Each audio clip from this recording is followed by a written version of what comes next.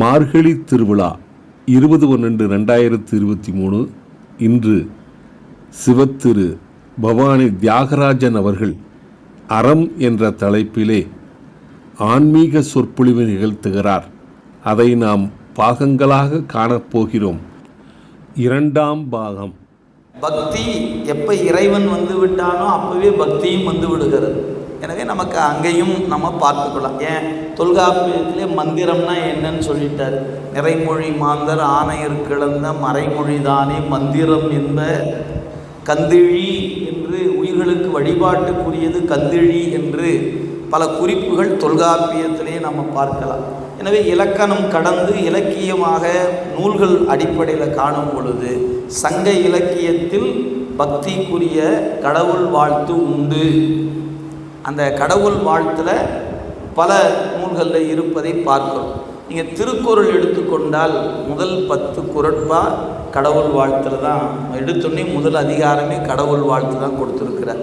அப்போ நீதியை சொல்ல வந்தவர் முதல்ல கடவுளை வணங்கிட்டு தான் நீதியை சொல்ல தொடங்குகிறார். அவர் சொல்ல வந்தது நீதி நூல் தான்.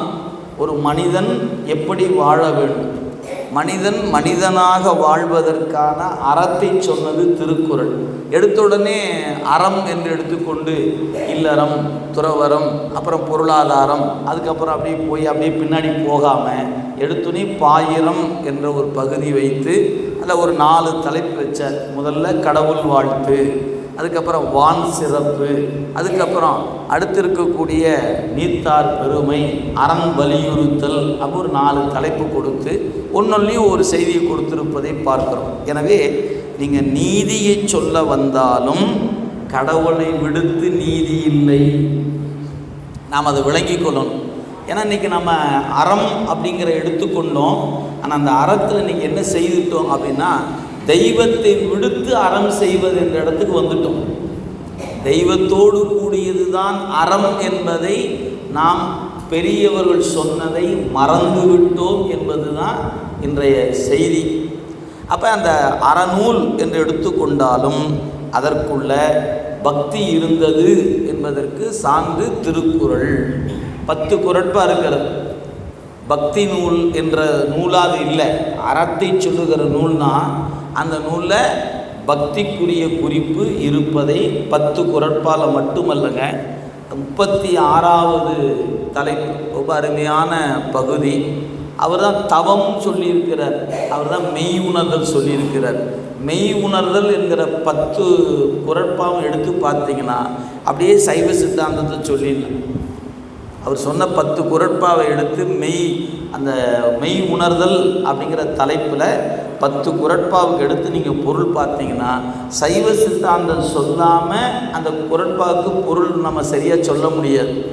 குறிப்பை நாம் வைத்து கொண்டு பார்த்தால் இப்போ திருக்குறள் என்பது அறம் சொல்லியது, அந்த அறத்துக்குள்ளே முதல்ல கடவுளை சொல்லியது அந்த திருக்குறள் தான். தத்துவ ஞானத்தையும் சொல்லுச்சு.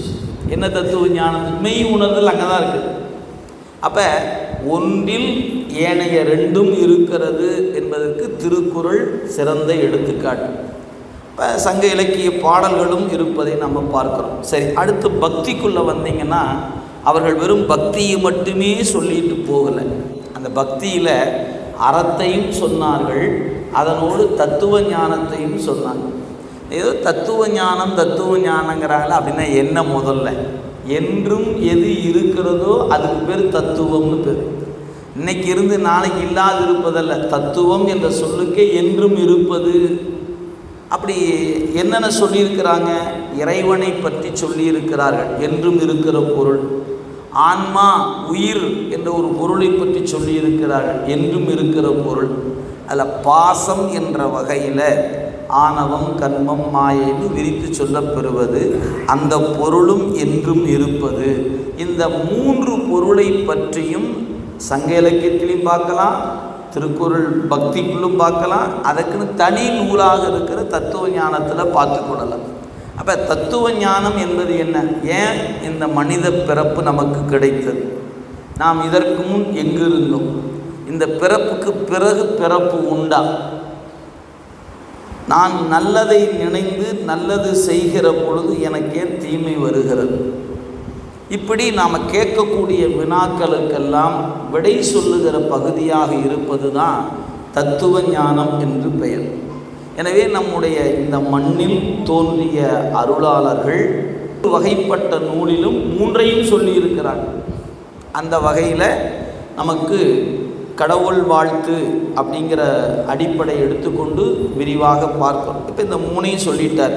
இதை நீங்கள் எப்படி அணுகி பார்ப்பது அப்படின்னு கேட்டால், எங்கள் ஆசிரியர் சொன்னதை நான் அப்படியே சொல்லுகிறேன். ஒரு மனிதன் முதல்ல மனிதனாக வாழ்வதற்கு எது இன்றியமையாதது அப்படின்னா, அறம் என்ற ஒன்று இன்றியமையாதது. எனவே அவன் முதல்ல அறத்தோடு வாழ அவன் பழக வேண்டும். சரி, இப்போ நான் அறத்தின் சொல்லப்பட்டுகிற கூறுகளை எல்லாம் சரியாக பின்பற்றி வாழ்ந்து வருகிறேன், அது போதுமா அப்படின்னு கேட்டால், ஆனால் எல்லோரும் நினைப்பாங்க அது போதும், அதான் அறத்தின் வழியாகத்தானே வாழ்ந்துட்டுருக்கிறோம், போதும் அப்படின்னு நினைப்பாங்க. அங்கே தான் சொன்னாங்க, அந்த அறத்தில் நீங்கள் நிறைவாக வாழ்ந்தால் அந்த அறம் உங்களை கொண்டு வந்து பக்தியில் கொண்டு வந்து விட்டுவிடும். ஏன்? அது முதல் படிநிலை. அந்த படிநிலையை நீங்கள் நிறைவு செய்து விட்டால் அந்த அறம் உங்களை கொண்டு வந்து பக்திக்குள்ளே கொண்டாந்து விட்டுவிடும். சரி, இப்போ நம்ம அறத்திலிருந்து படிநிலையில் வளர்ந்து பக்திக்குள்ளே வந்து விட்டால் அந்த பக்தி செலுத்த செலுத்த நமக்கு நிறைய கேள்விகள் எழும். ஏன் இந்த சாமிக்கு இப்படி உருவம் தேவைதானா? இந்த இறைவனுக்கு இந்த வாகனம் தேவைதானா? கோயில் இப்படித்தான் இருக்கணுமா? இப்படி நமக்கு நிறைய கேள்விகள்லாம் எழும். அப்படி கேட்கக்கூடிய வினாக்களுக்கெல்லாம் விடை தேடுனீங்கன்னா அங்கே வந்து நிற்கும் சைவ சித்தாந்தம், தத்துவ ஞானம் அங்கே வந்து நிற்கும். அப்போ பக்தி செலுத்த செலுத்த நமக்கு நிறைய ஐயம் தோன்றிக்கொண்டே வரும். இது தேவைதானா? இது செய்யணுமா? இப்படிலாம் இருக்கணுமா? அப்படின்னு ஒரு கேள்விகள் எழும். அந்த கேள்விகளுக்கெல்லாம் அறிவுபூர்வமாக அருளால் விடை சொல்லியது தான் சைவ சித்தாந்தம். அப்போ நீங்கள் பக்தி என்பது நிறைவானது அல்ல. பக்தியிலிருந்து நீங்கள் அடுத்து எங்கே போகணும்? தத்துவ ஞானத்தை நோக்கி போனீங்கன்னா தான் அந்த பக்தி நிறைவை நோக்கி செல்லும். அப்போ ஒரு மனிதன் இந்த 3 விடயங்களிலும் நிறைவு பெறணும். முதல்ல அறம் செய்யணும், அறத்தின் வழியாக அவன் பக்திக்கு வரணும். பக்திக்கு வந்த பிறகு அவன் தத்துவ ஞான ஆராய்ச்சியில் அவனுடைய அறிவு செல்ல வேண்டும். அதனால் இறைவன் என்ன பண்ணார்? எடுத்தோடனே தத்துவ ஞானத்தை கொடுக்கல, எடுத்தோடனே பக்தியை கொடுக்கல, முதல்ல அறத்தை கொடுத்தார். வள்ளுவர் முதலான பெருமக்களை கொடுத்து முதல்ல அறம் செய்து பழகல் கொடுத்தார். அதனால தான் முதல்ல சொன்னாங்க, அறம் செய்ய விரும்பு. முதல் விரும்புனா போதும், அப்புறம் செய்யறது அப்புறமேலு முதல் விரும்பு அப்படின்ட்டாங்க. இப்போ அறம் செய்ய வேண்டும் அப்படின்னாங்க. அதுக்கு அடுத்து வரும்பொழுது தான் பக்தி தேவைப்படுகிறது. எப்போ? அறம் நிறைவாகிற பொழுது பக்தி தேவைப்படும். அப்போ அந்த பக்திக்குள்ளே வந்த பிறகு அதில் தடுமாற்றம் இல்லாமல் நாம் நிற்க வேண்டும் என்றால் தத்துவ ஞானத்தின் துணை தேவை. இல்லைன்னா என்ன ஆகிடும்? ஒரு வேளை நான் நல்ல பக்திமான், எனக்கு ஏதோ ஒரு தெய்வம் ரொம்ப விருப்பமான தெய்வம் நான் கும்பிட்டு கொண்டு இருக்கிறேன், எனக்கு எதுக்கு தத்துவ ஞானம்? தேவையில்லையே, நானாச்சு ஜாமியாச்சு அப்படி நம்ம நிற்கிறோம். ஆனால் நம்ம பார்க்கணும், நம்ம அப்படி இறை வழிபாட்டுள்ள நிற்கும் பொழுது நமக்கு ஏதேனும் ஒரு இடர்பாடுகள் நாம் செய்த வினையினால் நமக்கு ஏற்படலாம். அது தொழிலில் ஏற்படலாம், அல்ல நம்ம வீட்டில் இருக்கக்கூடிய நாம் நேசிக்கக்கூடிய ஒருவருக்கு ஒரு சிறிய விபத்து அல்லது ஒரு மரணம், ஏதாவது ஒன்று. இப்போ உங்களுக்கு என்ன தோணும்னா, இந்த சாமி இத்தனை கும்பிட்டனே இந்த சாமி காப்பாற்றலையே, இப்போ எங்கே வந்து நிற்கும் கேட்டால் இந்த பக்தி என்ன ஆகி போச்சு? அஸ்திவாரமே ஆட்டங்கள். இந்த கடவுளை இத்தனை கும்பிட்டனே, இந்த சாமிக்கு எத்தனை பாலை ஊற்றிருப்பேன், தயிரை ஊற்றிருப்பேன், எத்தனை கும்பாபிஷேகத்தை பண்ணியிருப்பேன், இந்த கடவுள் நான் வேண்டியவரை காப்பாற்றுச்சாயா? காப்பாற்றவே இல்லையே. சாமியே இல்லையா? தன்னால நான் நினச்சி ஏமாந்து போயிட்டேன். எதனால்? நாம் வேண்டியவர் செத்து போயிட்டார். எங்கே வந்தால் போயாகும். வரவங்கெல்லாம் இங்கேயே இருந்துட்டாங்கன்னா நமக்கு எங்கே இடம் இருக்க போகுது? யாராக இருந்தாலும் நீங்கள் நினச்சி பாருங்களேன். திருஞான சம்பந்தர் இறைவனை நேரில் கண்டவர், திருநாவுக்கரசர் நேரில் பார்த்தவர். இப்போ அவர் இருக்கிறாரா? இல்லை, இறைவனோடு கலந்துட்டார். ஏன் வந்தால் போயாகணும், அவங்களே போயிட்டாங்க. நீங்கள் நினைக்கிற நீங்களும் நானும் அங்கேயே இருக்க போகிறோம் இல்லையே. அப்போ இந்த மண்ணுக்கு எது பெருமை? நேற்று இருந்தோர் இன்று இல்லை என்னும் பெருமை உடைத்து உலகு. வள்ளுவ பெருமான் அப்படியே ஓங்கி அரைகிற மாதிரி சொன்னார், இதுதான்டா உலகத்துக்கு பெருமையினர். நமக்கு ஒரு பெருமை இருக்குது, நான் அப்படி இப்படி இப்படிலாம். உலகத்துக்கு ஒரு பெருமை இருக்குது. சார் நேற்று தான் சார் பார்த்தேன், இருந்தாரே, இன்னைக்கு போயிட்டாருங்க. இதுதான் உலகத்துக்கு பெருமை. இப்போ இன்னைக்கு இருக்கிறோம், நாம் நாளைக்கு இருக்க மாட்டோம் என்பதே உலகத்துக்கு பெருமை. நேற்று இருந்தவங்கெல்லாம் இல்லை, இன்னைக்கு இருக்கிற நாம நாளைக்கு இல்லை என்பதே உலகத்துக்கு பெருமை. அப்போ ஒன்றுக்கு ஒரு பெருமை இருக்கும்னா உலகத்துக்கு எது பெருமைனா நாம் நாளைக்கு இருக்க மாட்டோம் என்பதே பெருமை. நாளைக்கு இருக்க மாட்டோங்கிற இடத்துல வந்து உட்கார்ந்துக்கிட்டு நான் வேண்டுன்னு போயிட்டாரு எனவே சாமி இல்லைன்னு சொன்னால் சாமி என்ன பண்ணார்? இல்லைங்க, காப்பாற்றிருக்கணுமா இல்லையா அப்படின்னு நம்ம பக்தி ஆட்டம் கண்டணும். அப்போ இந்த பக்தி ஆட்டம் காணாமல் அப்படியே உறுதித்தன்மையோடு நிற்க வேண்டும் என்றால் இறைவன்னா யார்? அவர் என்ன வேலை செய்கிறார்? அவருடைய நோக்கம் என்ன? அவர் இருந்தால் தான் இந்த உலகம் இயங்குமா என்ன? ஏன் அவர் இல்லைன்னா அந்த உலகம் இயங்காதா? இப்படி கேள்விகள் மேலே கேள்வி எழுந்து வருமானால் அத்தனைக்கு விடை சொல்லணும். அந்த விடை திருப்பி நீங்கள் கேள்வி கேட்காத அளவுக்கு விடையாக இருக்கணும். நீங்கள் கேட்டுக்கிட்டே போகிறது நான் பதில் சொல்லாமல் நின்றுட்டே இருக்கிறதில்ல. பதில் சொன்ன பிறகு நீங்கள் என்ன கேட்குறதுன்னு தெரியாமல் வாயடைச்சி போய் உட்காந்துட்டிங்கன்னா அதுக்கு பேர் தத்துவ ஞானம். அப்படி பதிலை சொல்லணும். சொல்லியிருக்கிறாங்களா? ஆம், மெய்கண்டார் முதலான அருளாளர்கள் 14 நூலை கொடுத்து இந்த மண்ணில் நமக்காக தமிழில் சொல்லி வச்சிருக்கிறாங்க. நமக்கு அப்படி ஒரு நூல் இருக்காயா? என்னமோ மெய்கண்டா சாத்திரம்னு சொல்கிறாங்களே, அப்படி ஒரு நூலாக இருக்கா? இருக்குது. அதுக்கு பாடம் நடக்குது, பேரூரில் நடந்து கொண்டு இருக்குது. மாதத்துக்கு ஒரு முறை போனீங்கன்னா வகுப்பு நடந்து விண்ணப்ப படிவம் கொடுத்து மாணவராக சேர்ந்து பாடம் கேட்கலாம். அப்போ இந்த பக்தி என்பது நிலை பெறுவதற்கு எது வேண்டும்? தத்துவ ஞானம் வேண்டும். நீங்கள் 3ஐயும் எப்படி வச்சுக்கலாம்? 3 அடுக்குகளாக வைத்து கொள்ளலாம். அதாவது இந்த அறம் என்பதை நிலத்தோடு கூடிய கட்டிடமாக, இன்றைக்கி நம்ம ஆங்கிலம் சொல்கிறோம் கிரவுண்ட் ஃப்ளோர் அப்படி வச்சுட்டிங்கன்னா, ஒரு மாடி ஏறினீங்கன்னா பக்தி, அதுலேருந்து ஒரு மாடி மேலே ஏறினீங்கன்னா தத்துவ ஞானம். இப்போ இந்த 3க்கும் எது பேஸாக இருக்குது? அறம் அடிப்படையாக இருக்கிறது. இப்போ நீங்கள் சிந்திச்சு பாருங்கள், அறம் செய்கின்ற ஒருவனுக்கு பக்தி தேவையில்லை. அறம் என்ற ஒருத்தர் செய்பவன் சாமி கும்பிடுத்தான் செய்யுங்கிற அவசியம் இல்லை. ஆனால் பெரியவங்க அப்படித்தான் செய்திருக்கிறாங்க. நாம் உதாரணத்துக்காக வச்சுக்கிறோம். ஒருத்தர் ஏழை குழந்தைகளுக்குனா உதவி பண்ணுவார், திருமண உதவி செய்வார், மருத்துவ உதவி செய்வார். அவர் சாமி கும்பிடுவதான்ங்கிற அவசியம் இல்லை, செஞ்சால் போதும். அவருக்கு என்ன தேவையில்லை? பக்தி தேவையில்லை. சரி, பக்திமான் ஒருத்தர் வந்திருக்கிறார், அவருக்கு என்ன வேணும்? வெறும் பக்தி மட்டும் போதுமானா அவருக்கு முதல்ல அறம் இருக்கணும். அறம் இல்லாத பக்தி வீணாக போயிடும். ஏன்? தனக்கு என்ன கிடைக்குதோ அதை தன்னை சார்ந்தவர்களுக்கும் கிடைக்க வேண்டும் என்று கருதுவதற்கு பேர் தான் அறம். எனக்கு கிடைப்பது என்னை சார்ந்தவர்களுக்கு கிடைக்கும். அதனால் வள்ளுவர் நம்முடைய திருமந்திரம் சொன்னார், நான் பெற்ற இன்பம் பெருகை வையகம்னு. அவருக்கு தனக்கு என்ன கிடைச்சதோ அதை இந்த உலகம் பெறட்டும்னு கருதுனாரு. அதுக்கு பேர் தாங்க அறம். எனக்கு கிடைத்திருப்பது எனக்கு தவிர்த்து வேறு யாருக்கும் கிடைக்கக்கூடாது. சாமியை பார்த்தேன், கும்பிட்டேன், வரத்தை வாங்கிட்டேன், யாரும் வாங்கிடக்கூடாதியா அப்படின்னு நினைப்பதல்ல.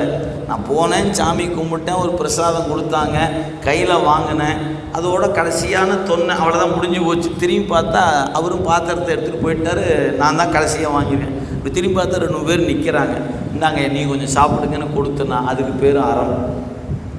அவங்கெல்லாம் பாத்திர போகிறாங்க, டப்புன்னு துண்டை போட்டு மூடி வச்சுக்கிட்டு, பிரசாதம் எனக்கு மட்டும்தான் கிடச்சிருக்குது, பார்த்தியா ஏதோ புண்ணியம் பண்ணி வச்சுருப்போம் போல் இருக்குது, யாருக்கும் தெரியாமல் மறைச்சிக்கிட்டு போய் அப்புறமே சாப்பிட்றோமா? அப்படி சாப்பிட்டேன்னு இவெல்லாம் சாமி கும்பிட்டு என்னத்துக்காக?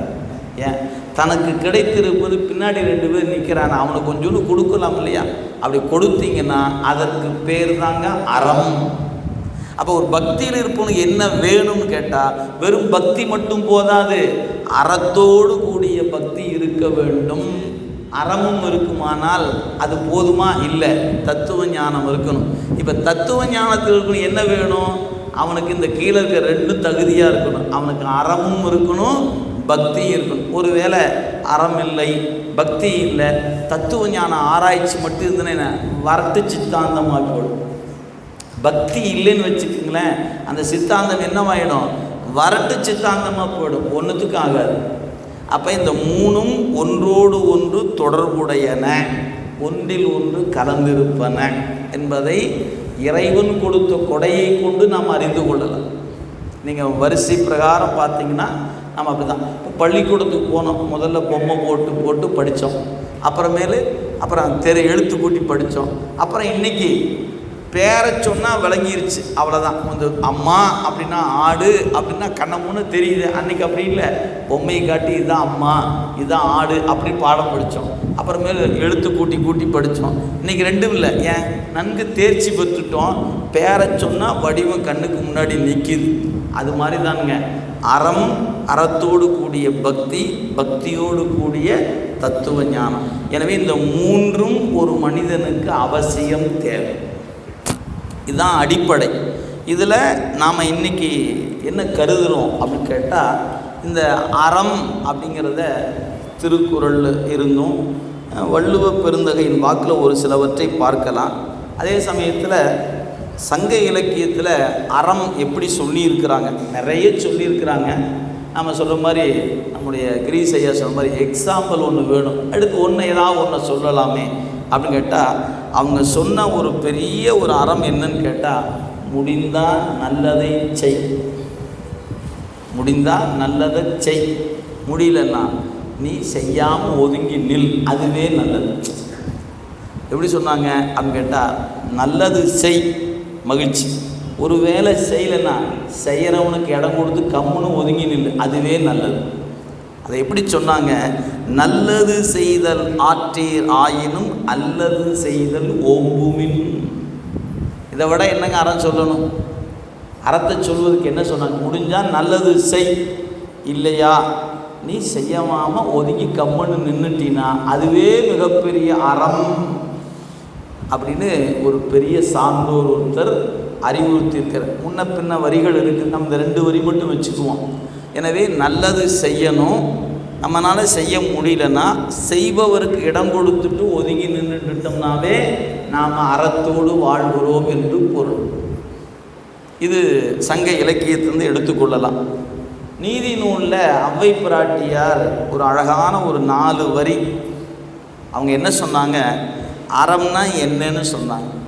அவங்க சொன்ன அந்த வார்த்தை பார்த்திங்கன்னா அப்படியே நெஞ்சில் பதிந்து கொள்ளக்கூடிய வண்ணம் சொன்னாங்க. அறம்னா என்னன்னு ரொம்ப எளிமையாக சொன்னாங்க. ஈதல் அறம், கொடுப்பது அறம். முன்ன அவர் சொன்னது முடிஞ்சால் நீ செய்யலினா ஒதுங்கி நின்றுக்கன்னார். யார்? சங்க இலக்கிய புலவர் அவ்வை பிராட்டி வந்து சொன்னாங்க கொடுப்பது அறம். சரி, நம்மகிட்ட என்ன இருக்குது கொடுக்கறது? நீங்கள் தான் கொடுக்குது அறம் சொன்னீங்களே, என்கிட்ட ஒன்றுமே இல்லைங்களே, நான் என்ன கொடுக்கட்டும் அப்படின்னு சொன்னீங்கன்னா அது பொய். நிச்சயம் எல்லாருக்கும் ஒன்று இறைவன் கொடுத்து வச்சுருக்கிறான். நம்மகிட்ட ஏதாவது ஒன்றுமே இல்லாமலாம் இருக்கிறோம், நிறைய இருக்குது. சரி, ஒருவேளை உங்கள் பார்வையில் என்கிட்ட ஒன்றுமே இல்லைங்க கொடுக்கறதுக்கு அப்படின்னா, திருமூலர் சொன்னார், தம்பி உங்கள்கிட்ட இது இருக்குது அதை கொடுன்னார். அப்படி என்னையா சொன்னார் திருமூலர்? அவர் சொன்னார், நீ வந்து அறம் செய்ய வேண்டும். இது நம்முடைய திருமூலர் வலியுறுத்துகிறார், அறத்தை வலியுறுத்துகிற செய்தி சொல்கிறார். என்ன சொல்கிறாரு? முடிந்தால் 2 பச்சிலை பறித்து இறைவர் திருமேனிக்கு வச்சு கும்பிடுப்பான்னு சொன்னார்.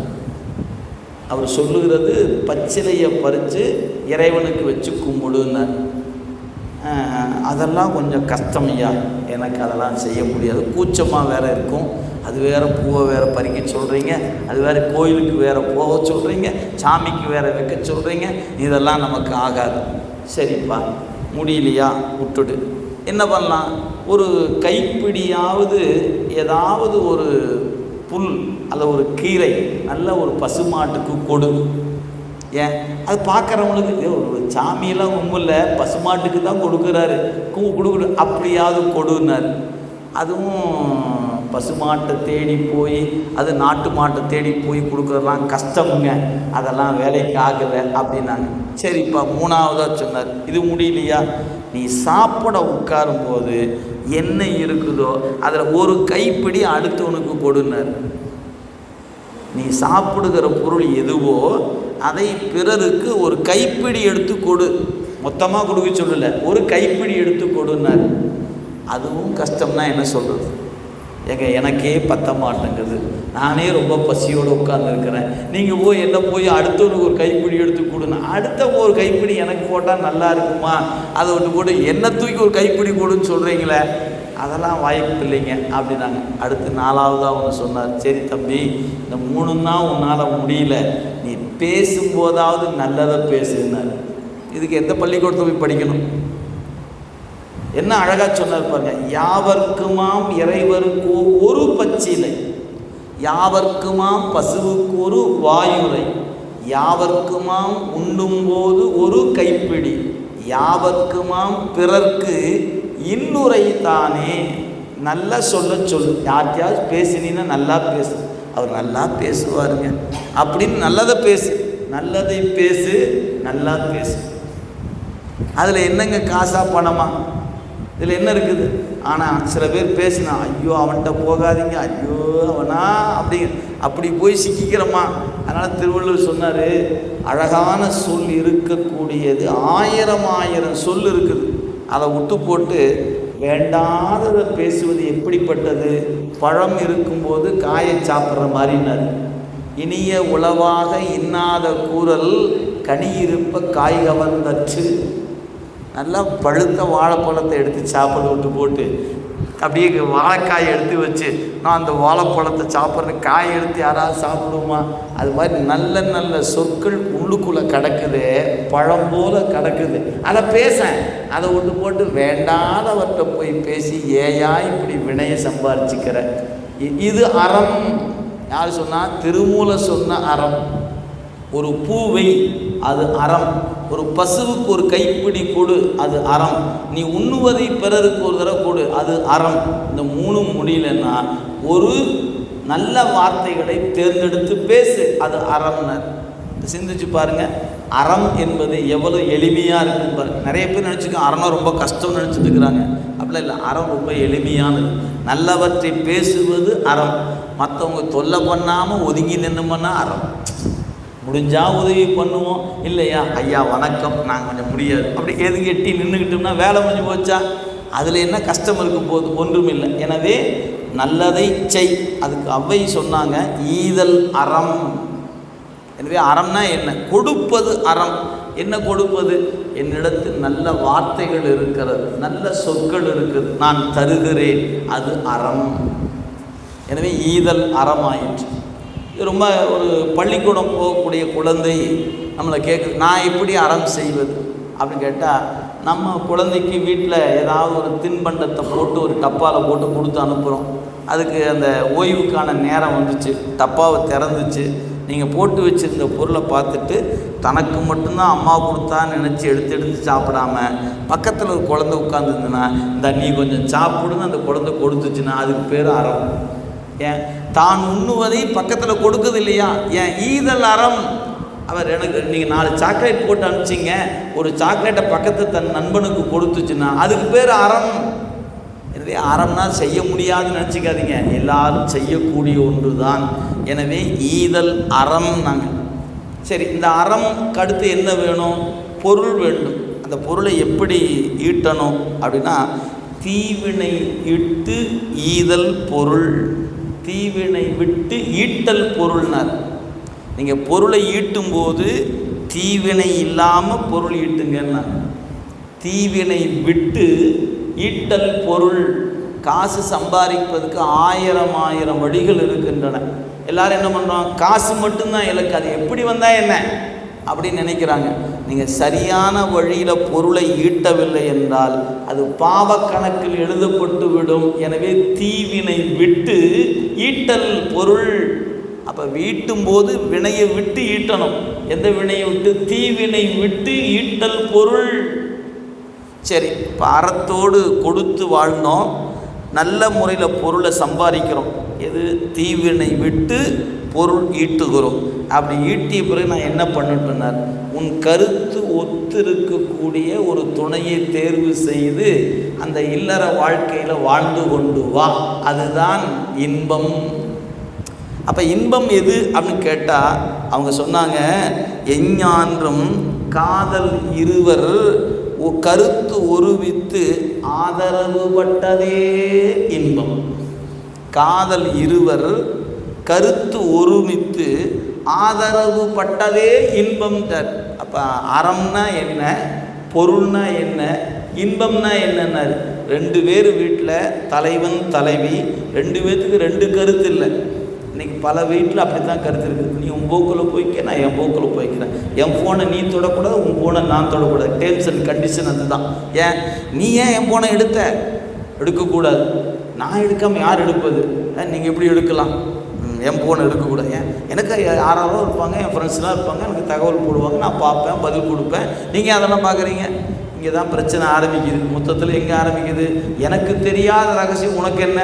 ஏன் உங்கள் ஃபோனை நான் எடுத்தேன்னா நீங்களும் தான் ஃபோனை வச்சுருக்கீங்க. இப்படித்தாங்க சின்ன சின்ன பிரச்சனைகள் என்ன ஆகுது? கடைசியில் வழக்கு மன்றத்தில் போய் எங்கள் 2 பேர்த்துக்கு கருத்து ஒத்து வரலைங்க, நாங்கள் 2 பேரும் தனித்தனியாக வாழலான்னு இருக்கிறோம். எங்கள் ஃபோனில் வந்துச்சு பிரச்சனை. இப்போ அப்படி தான் பல இடத்துல பார்க்குறோம். எல்லாரும் என்ன பண்ணுறாங்க, இது என்னது, இது என்னது, இது என்னது அப்படி ஒரு எல்லை வரையறை வச்சுக்கிட்டு இதை நீ தொடக்கூடாது, நீ தொடக்கூடாது. இன்றைக்கி அப்படி ஒரு சூழலுக்கு வந்ததுனால தான் பெரும் சிக்கல்கள் வீட்டுக்குள்ளேயே இருக்குது. அப்புறம் வெளியில் சொல்லலாம் வேண்டியது இல்லைங்க, வீட்டுக்குள்ளேயே இருக்குது. அதனால் ஆதரவு பட்டது எப்படி? கருத்து ஒருமித்து ஆதரவு பட்டதே இன்பம்னார். சரி, அறம் சொல்லியாச்சு, பொருள் சொல்லியாச்சு, இன்பம் சொல்லியாச்சு. நீ வீடுனா என்னையானார். அந்த வரியில் சொல்கிறாங்க, பரனை நினைந்து இம்மூன்றும் விட்டதே பேரின்ப வீடு. அற்புதம், அருமை. சிவத்திரு பவானி தியாகராஜன் அவர்களின் சொற்பொழிவு 3ஆம் பாகத்தில் தொடரும்.